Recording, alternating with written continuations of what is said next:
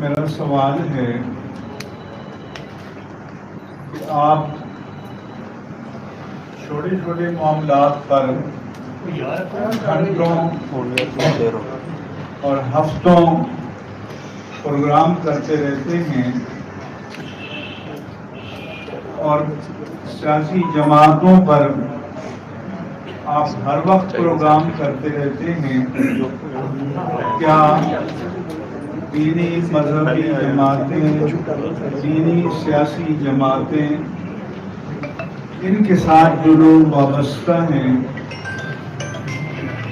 جن کو آپ جانتے ہیں، ان کی تعداد کو جانتے ہیں، جن کے اجتماعات میں کوئی جعل سازی اور فوٹو سیشن نہیں ہوتا، کیا انہیں آپ پاکستان کا شہری سمجھتے ہیں؟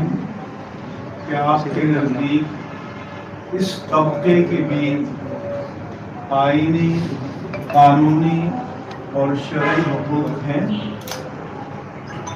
تو آپ سے ہماری گزارش اور پھر مطالبہ ہے کہ آپ کو بھی انصاف کرنا چاہیے اور آپ کے پیچھے جو مالکان ہیں، جن کے پاس فیصلہ کرنے کی طاقت ہے، انہیں بھی انصاف کرنا چاہیے.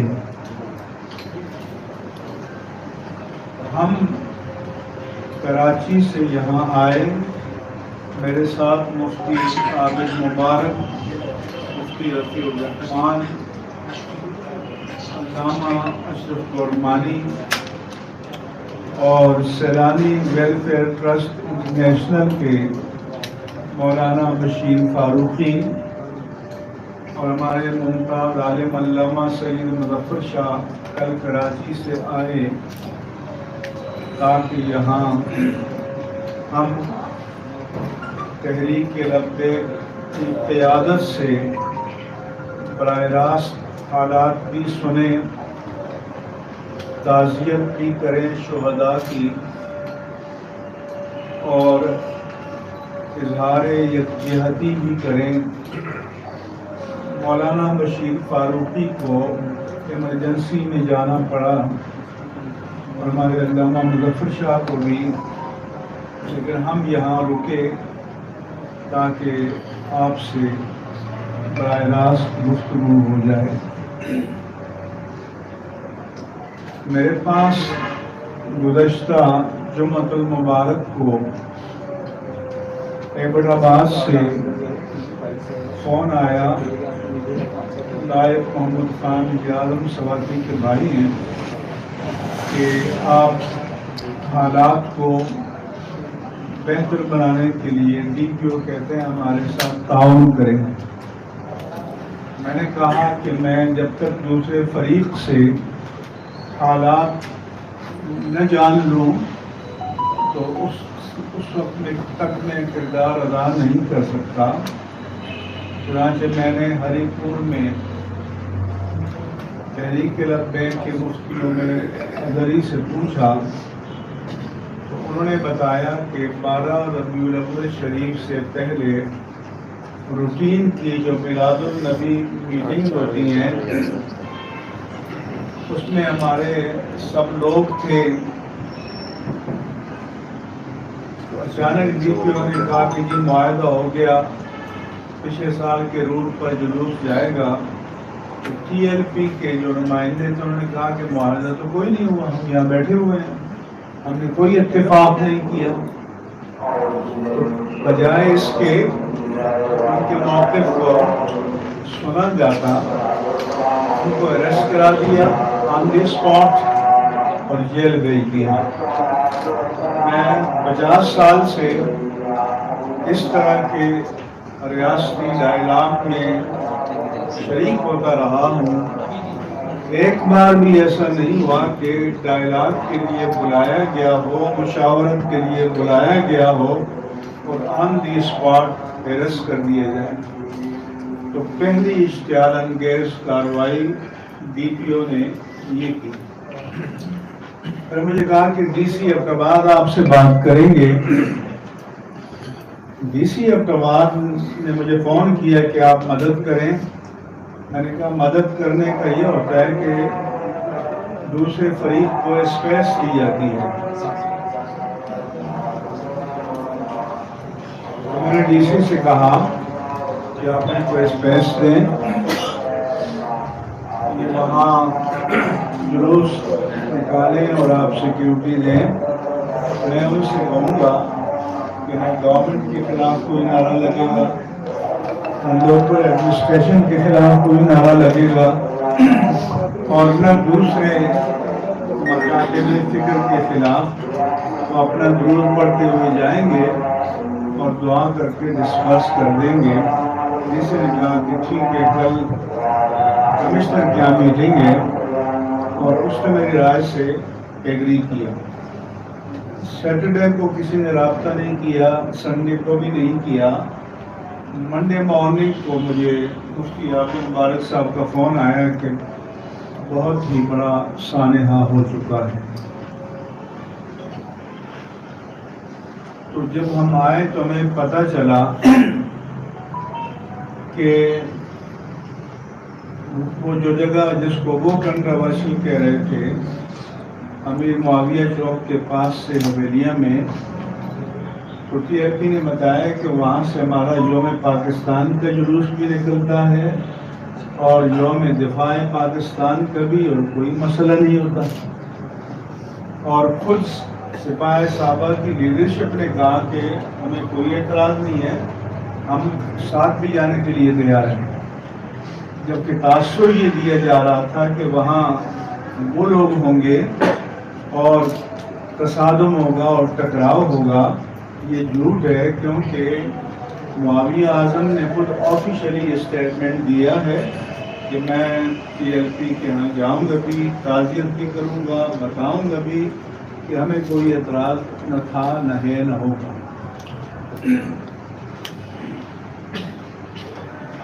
پھر ہمارے مفتی اعظم مبارک صاحب علامہ سعد رضوی صاحب سے رابطے میں تھے. انہوں نے بتایا کہ آپ یہاں کال آف کر دیں. آپ حضرات سے جو ادھر گئے ہیں ہری پور سرائے سالے سے آگے جاتے ہیں تو حویلیہ شہر دائیں طرف اوپر ہے اور نیچے پل ہے، وہ شاید ریاض روڈ کہتے ہیں، اس کو کراس کرتے ہیں کہ اقتباد جاتے ہیں. تو انہوں نے ایبٹ آباد حویلیہ کے درمیان جو پل تھا، یعنی اس علاقے کی طرف گئے بھی نہیں ہیں، حویلیہ شہر کے اندر گئے بھی نہیں ہیں. اس مقام سے تقریباً 3 کلومیٹر دور اپنے جلوس کو ختم کر دیا اور واپسی کا سفر شروع کر دیا. جب واپسی کا سفر شروع ہوا تو یہ بتاتے ہیں کہ اچانک فائرنگ شروع کر دی گئی، بلائنڈ فائرنگ، گرینیڈ پھینکے گئے.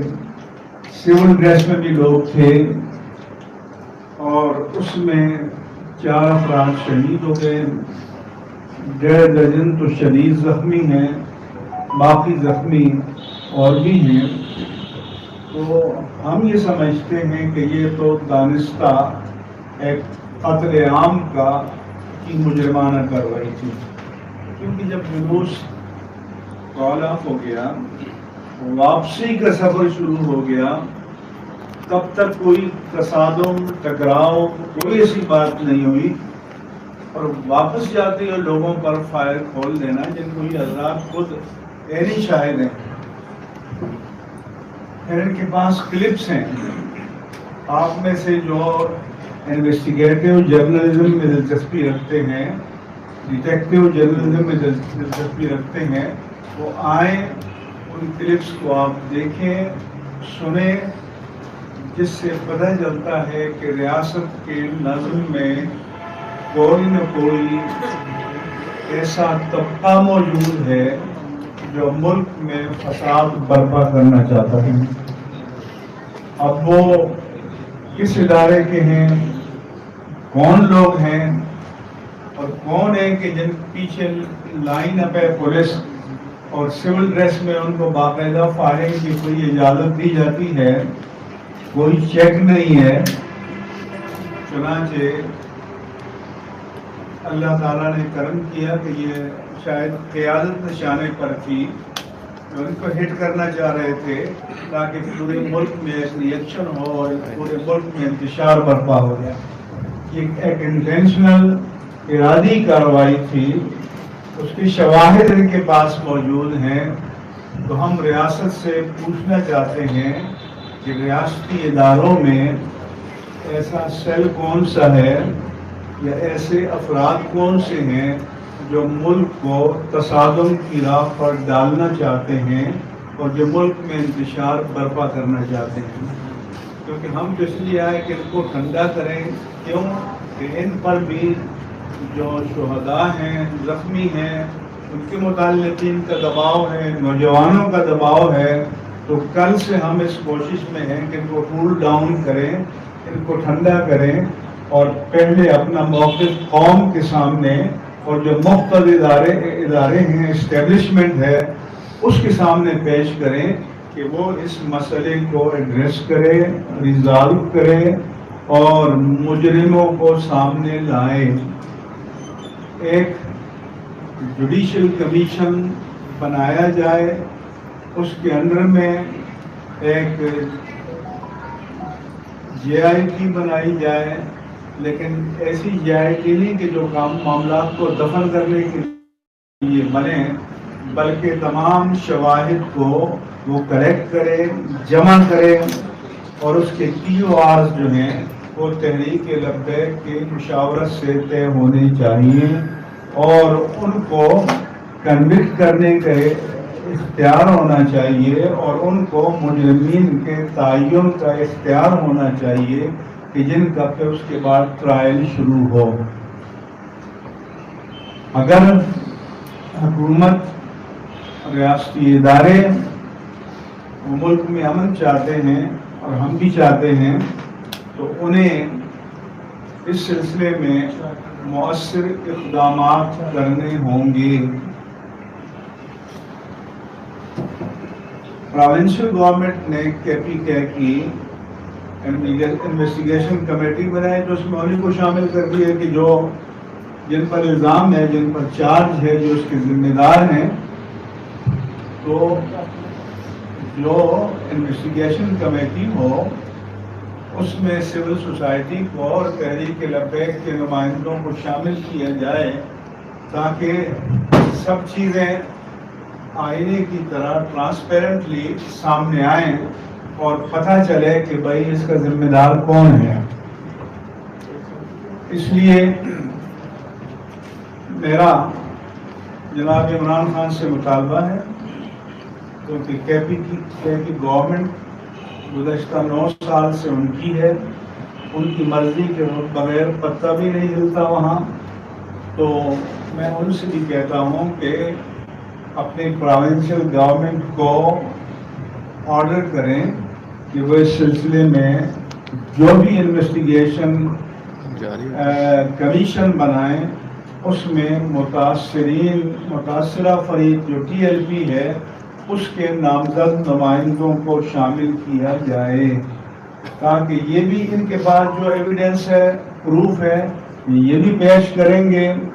گورنمنٹ کے جو اگر دعویٰ اس کے برعکس ہے تو وہ بھی اپنی چیزیں سامنے لے آئیں اور دودھ کا دودھ اور پانی کا پانی ہو جائے گا.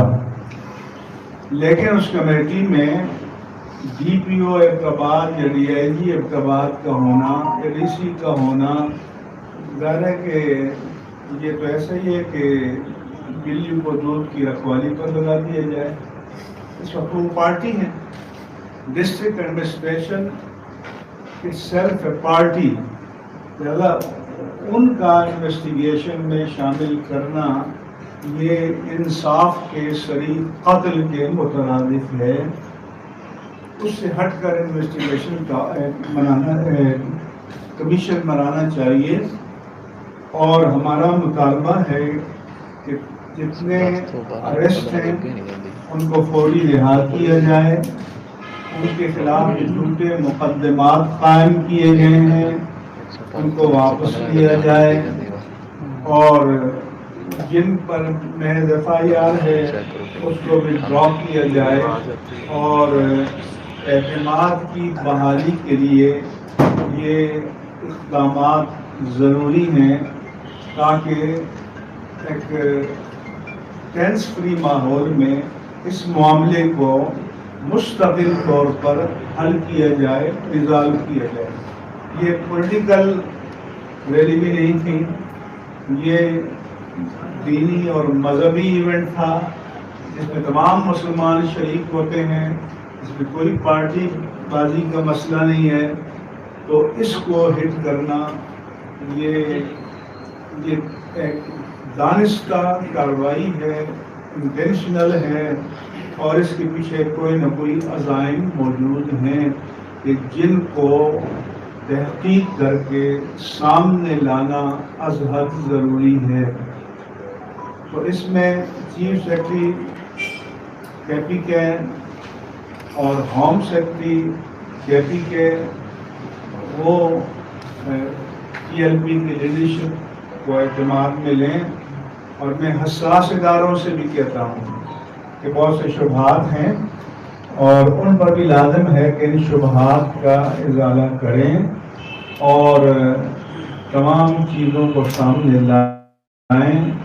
اور یہ نہیں ہے کہ بھی کسی لو لیول کے افسر کو بھیج دیا، بلکہ جو ڈی جی صاحب، D G I S I اور ڈی جی سی ہیں، وہ ان کو بلائیں اور ان کے ساتھ باقاعدہ میٹنگ کریں اور یہ تمام شواہد پیش کریں گے، اس مسئلے کو مکمل طور پر ریزالو کیا جائے، حل کیا جائے۔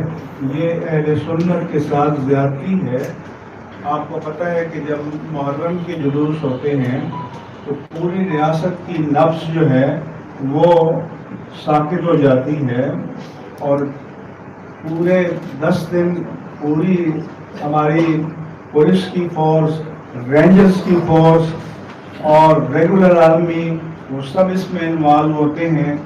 تو یہ بھی اسی طرح کا ایک دینی ہمارا ایونٹ ہے اہل سنت و جماعت کا، اور اس کو بھی اسی طرح لا اینڈ آرڈر کے حساب سے اہمیت دی جانی چاہیے۔ میں یہ بھی بتانا چاہتا ہوں کہ جو ہمارا پچھلا معاہدہ تھا اس کے بیشتر پوائنٹس پر عمل ہوا، لیکن کچھ لوگ ایسے ہیں کہ جن کے کیسز ابھی وڈرا نہیں کیے گئے اور ان کو اینٹی ٹیررسٹ کورٹ میں ڈالا گیا۔ تو یہاں قاتل کو سپریم کورٹ جو ہے اس کے اوپر سے ایٹیسی کا چارج اٹھا کر گھر بھیج دیتی ہے، اور جو دینی جماعتوں کے لوگ ہیں تو کیا اس ملک میں ان کو جینے کا حق نہیں ہے؟ کیا وہ اس ملک کے شہری نہیں ہیں؟ تو لوگوں کو اشتعال نہ دلایا جائے، رد عمل پر مجبور نہ کیا جائے۔ ہم اس ملک میں امن چاہتے ہیں، سلامتی چاہتے ہیں۔ پہلے ہی یہ ملک پولیٹیکلی اور اکنامکلی کافی حد تک ڈی اسٹیبلائز ہے، عدم استحکام کا شکار ہے، اور اس میں اگر یہ مذہبی عنصر شامل کیا گیا تو یہ تباہی اور بربادی کا ہوگا۔ اور شاید یہ دانستہ کیا گیا ہے کہ تمام چیزوں کا رخ جو ہے وہ مذہب کی طرف ہے، موڑ کر اس کو فرقہ واریت کا نام دیا جائے۔ یہاں پر فرقہ واریت کا کوئی مسئلہ نہیں ہے، اور نہ ہم کسی فرقے پر کوئی چارج لگا رہے ہیں۔ ہم ذمہ دار حکومت وقت کو قرار دے رہے ہیں۔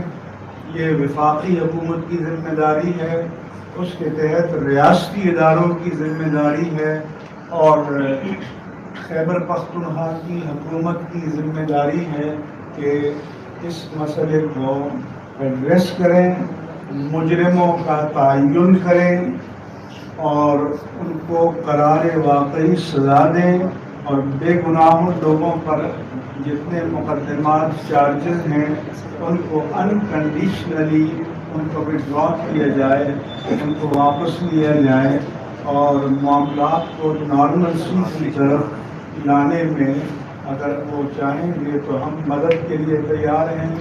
اور ٹی ایل پی کی مجلس شورا سے بھی ہم کہیں گے کہ یہ تعاون کریں، اور ہم کل سے ہیں ان کو ہم کہہ رہے ہیں کہ آپ کول ڈاؤن ہو جائیں، اپنے لوگوں کو آپ مطمئن رکھیں اور حکومت کو موقع دیں کہ وہ اپنی ذمہ داری پوری کریں۔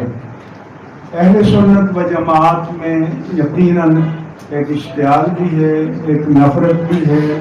میں آپ حضرات کے توسط سے اپنے پورے عوام اہل سنت سے بھی اپیل کرتا ہوں کہ وہ جذبات کو قابو میں رکھیں، اور ہم نے حکومت کو جو موقع دیا ہے تو انہیں اس سلسلے میں اپنا مثبت کردار ادا کرنے کا موقع دیں۔ اگر ان کی نیت صحیح ہے، عزائم صحیح ہیں، اور اس کے پیچھے کوئی بدنیتی شامل نہیں ہے یا ریاستی اداروں کے اندر کوئی ایسے عناصر نہیں ہیں، لیکن ہمیں جو شواہد انہوں نے بتائے ہیں تو ہمیں تو لگتا ہے کہ بعض ریاستی اداروں میں کوئی نہ کوئی ایسے عناصر موجود ہیں جو ملک کے حالات کو انتشار کی طرف لے جانا چاہتے ہیں، اور ان کو ناکام بنانا پوری قوم کی، میڈیا کی، ہم سب کی ذمہ داری ہے۔ اور نفرت کیوں پیدا ہوتی ہے؟ مثلاً ذرا سی بات ہو جائے تو آپ لوگ گھنٹوں رہیں گے، لیکن دینی جماعتیں، دینی تنظیمیں، دینی سیاسی تنظیمیں نہ ان کی آواز آپ عوام تک پہنچنے دیتے ہیں، نہ ان کے موقف کو آپ عوام تک پہنچنے دیتے ہیں۔ تو اب آپ بتائیں، لوگ مجھ سے پوچھتے ہیں، میں نے گورنمنٹ کے لوگوں سے بھی کہا کہ آپ لوگ تو کہتے ہیں جی عوام کے حقوق مارے جا رہے ہیں، راستے بند کر دیے گئے ہیں، دھرنے دیے گئے ہیں، فلاں دیے گئے ہیں، تو لوگ اس طرف کیوں جاتے ہیں؟ اگر دلیل سے، استدلال سے، پرامن طریقے سے اپنا موقف پیش کیا جائے تو اس ریاست میں کوئی سننے کے لیے تیار نہیں ہے۔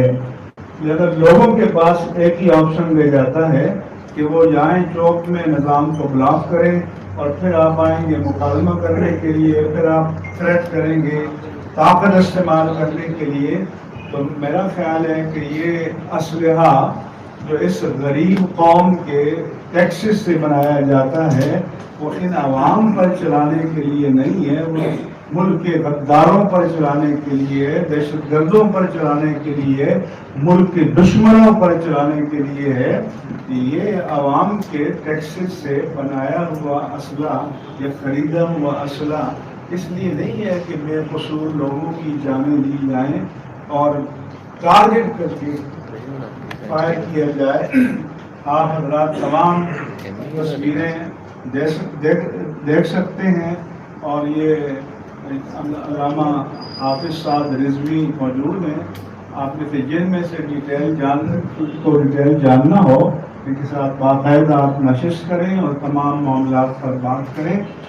ہم چاہتے ہیں کہ یہ بھی جو ریلیجیو پولیٹیکل پارٹی ہے اور پولیٹیکل نارمز کے مطابق یہ ان کا حق ہے کہ سیاسی میدان میں کام کریں، لیکن ریاست کا حق ہے کہ ان کو بھی بڑی اسپیس دیں جو دوسری سیاسی جماعتوں کو ہے، اور میڈیا پر بھی لازم ہے کہ ان کی آواز کو بھی اسی طرح پہنچائیں جس طرح آپ دوسری جماعتوں کی آواز کو دنیا تک اور قوم تک اور حکمرانوں تک پہنچاتے ہیں۔ تو آپ سے ہم اچھی توقعات کرتے ہوئے یہ اپیل کرتے ہیں کہ آپ اس مسئلے میں ہمارے دست و بازو بنیں، ہمارا ساتھ تعاون کریں، تاکہ ہم مل کر اس ملک میں امن کو قائم کرنے کی کوشش کریں۔ یہ آپ کی خدمت میں چند گزارشات۔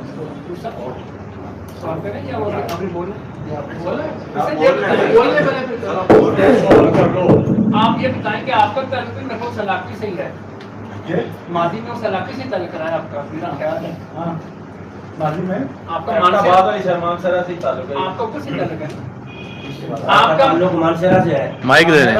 ہماری تعلق مانسہرہ سے ہے. کیونکہ میں نے پڑھا ہوا ہے. کراچی میں سیٹل تو سر آپ کا علاقے سے رابطہ تو رہتا ہے، یہ بتائیں کہ وہاں مختلف مسائل کی کمپوزیشن یا تناسب کیا ہے، اور یہ خلا میں واقعہ تو نہیں ہو گیا، ایک دن پہلے بھی انہوں نے پرامن نکالا ہے اور تیسری دن پھر واقعہ ہو گیا. کون سے ریاستی عناصر ہیں جو ان حافظ صاحب سے ناخوش ہیں اور ان کی کوئی ماضی کی گستاخی کی کوئی سزا تو نہیں دی گئی؟ آپ کے سوال کا جواب دے دوں. میری ایک ذمہ دار اتھارٹی سے بات ہو رہی تھی. میں نے کہا کہ میں نے تشیع کے دوستوں سے پوچھا کہ آپ کا تناسب کیا ہونا چاہیے. 40%. میں نے اگر دوستوں سے پوچھا انہوں نے کہا 40%. یہ 80 ہو گئے. ہمارے لوگ کہتے ہیں 80%. 160 ہو گئے. دیوبندی مکتب فکر والے کہیں گے کہ اگر تھوڑی سی ہم رعایت بھی کریں تو 70 تو ہم ہیں. تو ہم 200 میں 250 بن جاتے ہیں, 350 بن جاتے ہیں. تو اس کا تو آسان ہے کہ بھئی آپ سینسس کرتے ہیں, اس میں آپ مسلک کا خانہ لکھ دیں, اور یہ کوئی جرم کی بات نہیں ہے. آپ کے سامنے ایک لیبیا اپنا لبنان ہے, وہاں پر پریزیڈنٹ کرسچن ہوتا ہے, پرائم منسٹر سنی ہوتا ہے, اسپیکر شیعہ ہوتا ہے. تو ٹھیک ہے, آپ سینسس کر دیں اور جس کے جو تناسب ہو اس کے حق کو تسلیم کیا جائے. تو ویسے مانسہرہ میں یا کباد میں کوئی مسلکی تصادم یا تناؤ کہیں بھی نہیں ہے. اور یہ بھی آپ کو پتہ ہے کہ اللہ کے پیارے حبیب سے محبت کرنے والے پاکستان کے قریہ قریہ میں, گوشے گوشے میں, کونے کونے میں ہر جگہ موجود ہیں, اور سب سے زیادہ تعداد میں موجود ہیں. جہاں تک مجھے سکا کہ حافظ صاحب کی کوئی ماضی کی کسی بے ادبی کی سزا نہیں ریاستی قانون کسی بے ادبی کی سزا یہ کہہ رہے کہ حافظ صاحب کے والد سے حافظ صاحب کی کوئی ماضی کی بے ادبی کی کوئی ریاستی عناصر نے سزا تو نہیں دی ان کو؟ پہلی بات تو یہ ہے, ماضی کے معاملات سیٹل ہو گئے تھے, اور پچھلی مرتبہ جو معاہدہ ہوا تھا تو اس میں چونکہ میں میڈیٹر تھا تو ہم نے ایک گڈ فیتھ میں معاہدہ کیا. اور یہ ہمارا مقصد نہیں ہوتا کہ ہم عداوتیں پالتے رہیں مختلف. ہم تو چاہتے ہیں کہ نفرتیں حکومت اور عوام میں بھی کم ہوں, اور عوام کے طبقات میں بھی کم ہوں. لیکن یہ جو غلط فہمیاں یہ بیوروکریسی اور ریاستی اداروں میں بعض لوگ شاید موجود ہیں کہ جو ان کا خاتمہ نہیں چاہتے. کیونکہ سب کے فائدے میں یہ ہے کہ پرامن حالات ہوں, انتخابات ہوں تو پرامن ہوں, ہر شہری کو آزادانہ ووٹ دینے کا حق دیا جائے, اور قوم جو فیصلہ کرے اس کو تسلیم کیا جائے. اچھا یہ بتائیے, لاسٹ پریس کانفرنس میں حافظ صاحب نے اسٹیبلشمنٹ کو برا بھلا کہا تھا, آپ کہہ رہے ہیں ان کے ساتھ بیٹھ کے مذاکرات کریں, کس طرح یہ مذاکرات ہوں گے؟ یہ سوال تو آپ کا بہت اچھا ہے, لیکن کیا ہم جو بائیڈن سے جا کے مذاکرات کریں گے؟ نہیں, حافظ صاحب تو کہہ رہے ہیں ہم 1000 بار لعنت بھیجی. نہیں, تو اس لیے ہم کہتے ہیں کہ ریاست جو بھی ہے وہ ذمہ دار ہے, وہ مسئول ہے, وہ جواب دہ ہے. اس پر اعتراض بھی کیا جائے گا, اس ایڈریس بھی کیا جائے گا, اپنے حقوق کا مطالبہ بھی کیا جائے گا, اور اگر وہ نیکنیاتی سے مکالمہ کرے تو وہ بھی کیا جائے گا. اس لیے نہیں ہے کہ ہم اپنے ملک کے وہ کچھ سیاستدان تو کہتے ہیں کہ ہم یونا میں لے جائیں گے, ہم انسانی حقوق کے کمیشن میں لے جائیں گے. تو ہم نے تو یہ نہیں کہا نا. تو آپ کو ہمیں داد دینی چاہیے کہ مظالم سہنے کے باوجود اور شہداء کی لاشیں اٹھانے کے باوجود ہم یہ نہیں کہتے کہ ہم اپنی قومی ایشو کو انٹرنیشنل فورم پر لے جائیں گے. یہ آپ کے پاپولر سیاستدان کہتے ہیں. یہ فرما دیں یہ جو واقعہ ہوا ہے اس کے اندر جو بے گناہ لوگ پکڑے گئے ہیں یا جو ملزمان کی گرفتاری کے لیے کوئی مناسب ٹائم حکومت کو آپ دے رہے ہیں؟ میں حکومت کو کہتا ہوں مناسب کیا, اس کی نیت صحیح ہو تو کل سب کو فری کر دیں. یعنی مناسب کا مطلب یہ ہوتا ہے کہ کام اس کے ان کے بس میں نہ ہو. جب چھوٹے مقدمے بھی وہی قائم کریں تو ان کو وڈرا کرنا بھی انہی کے اختیار میں ہے, وہ وہی کریں گے.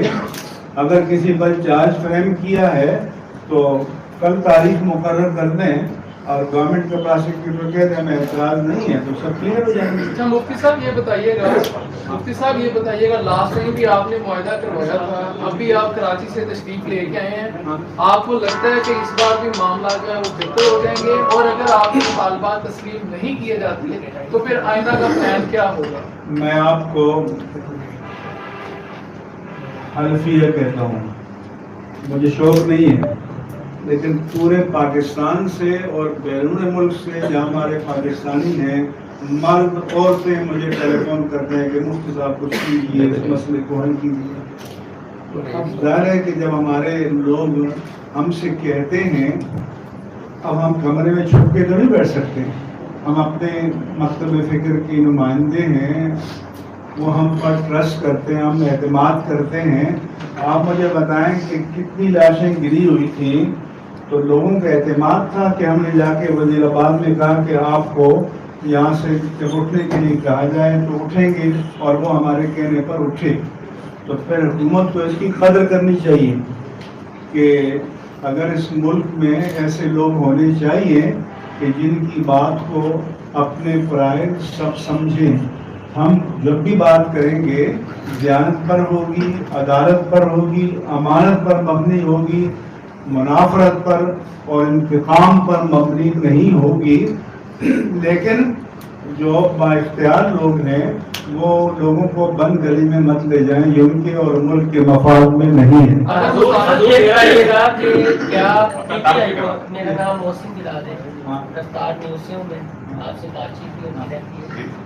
یہ بتائیے گا کہ نواز شریف کے دور میں لبیک تو بڑھ کر سامنے ہے, تب علامہ صاحب ان کے دور میں اتنا کریک ڈاؤن لبیک میں نہیں ہوا. جب عمران خان کی حکومت آئی, چاہے جیلی کلاس کا اور ہو, اس کے بعد یہ جو وزیر آباد والا آپ نے حوالہ دیا ہے اب کے پی کے کا, یہ بتا دیں عمران خان صاحب کو یا ان کے مشیروں کو کوئی مسئلہ ہے تحریک لبیک کی پاپولیرٹی سے, کوئی ایشو ہے یا ریاستی عدالتوں ہے؟ یہ دو کنفیوژنز ہیں کیونکہ یہ وفاق نے ایشو کھڑا نہیں کیا کے پی کے میں.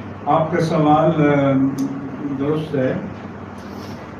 ہر دور کی حکومتوں سے ہمیں مسائل رہے ہیں, لیکن یہ آپ کہہ سکتے ہیں کہ خان صاحب کے دور میں جو جانی نقصان ہے تحریک لبیک پاکستان کا وہ سب سے زیادہ ہوا ہے. بلکہ جو پچھلا دھرنا کال آف کیا گیا ہے تو ان کے جو بعض ہاکس تھے اور عقاب اپنے آپ کو سمجھتے ہیں, ان کا تو یہ تھا کہ بھول دیا جائے ان کو.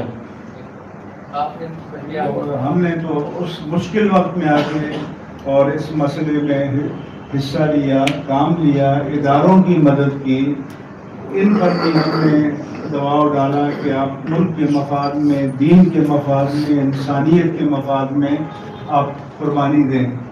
اور انہوں نے مہربانی کی, ہماری بات کو رکھا اور مسئلہ حل ہو گیا. ان کے بعد لبرل جو آپ کی آج گاؤں میں بیٹھے ہیں وہ تو چاہتے ہیں کہ مذہبی لوگوں کو اڑا کر رکھ دیا جائے, بس ان کو ایک بندہ بھی اس ملک میں قبول نہیں ہے. ان کے نزدیک انسانی حقوق اگر ہیں تو اہل مذہب کے نہیں ہیں, باقی سب کے ہیں.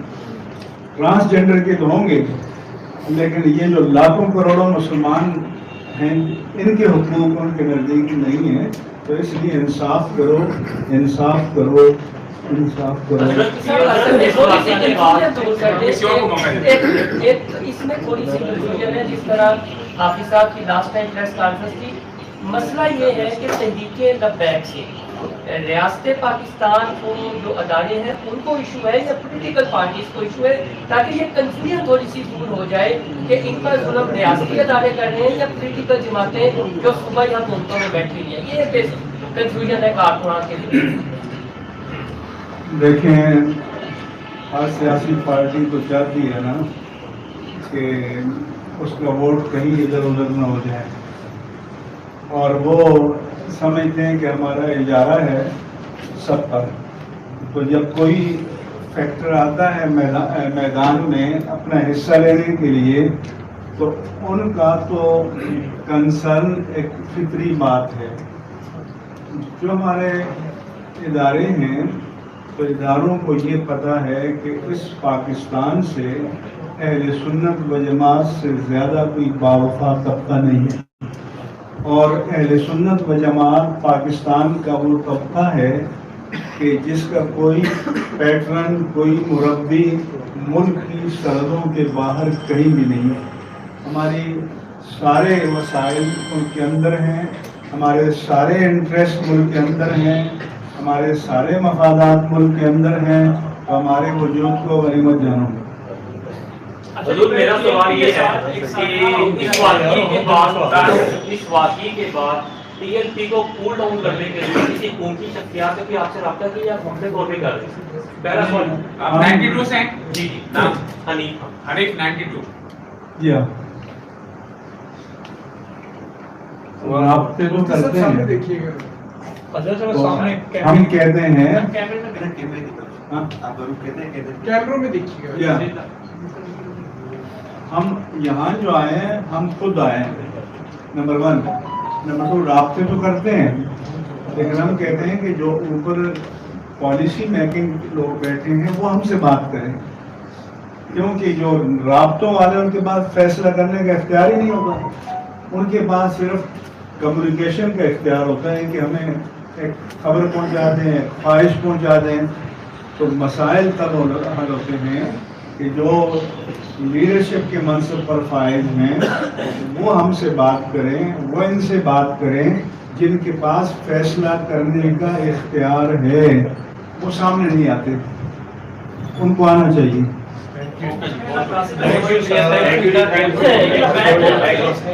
بینک کے ساتھ پہلے ایک سانحہ ہوتا ہے اور آج عمران خان جو ہے وہ نااہل ہو گئے ہیں، یعنی تحریک لبیک کے جو سانحہ ہوا اس کے بعد آج جو عمران خان کو نااہل کیا گیا اس پہ ٹی ایل پی کو ہمارا موضوع عمران خان نہیں ہے. آپ جو ہمارے ایشو پر سوال کرنا ہو تو صحیح.